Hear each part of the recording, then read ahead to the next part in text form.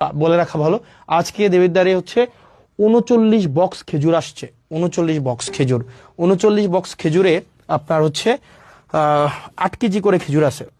মানে এগুলো হচ্ছে গভর্নমেন্ট দেয়, মানে বিভিন্ন জায়গা থেকে এগুলো নিয়ে আসে।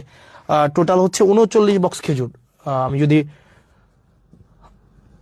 39 বক্স খেজুর, 39 × 8, তাহলে কয় কেজি খেজুর? 8 নং 72-এর 2, হাতে আছে 7, 3 8 24, সাথে হচ্ছে 31, 312 কেজি খেজুর আসছে। ভুল হয়েছে নাকি? ঠিক আছে না?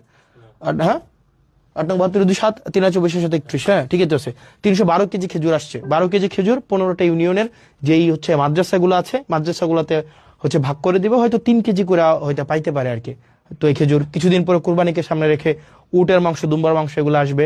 তো আমরা চাই প্রত্যেকটা মানে এক পয়সা যেন, যে জিনিসটা আপনারা যেন বুঝে পান, মানে এই জিনিসটা যেন হচ্ছে কোনো মধ্যস্বত্ব ভোগী ঢুকে বা চেয়ারম্যান মেম্বার নিজেদের মতো করে এটা যেন না করতে পারে।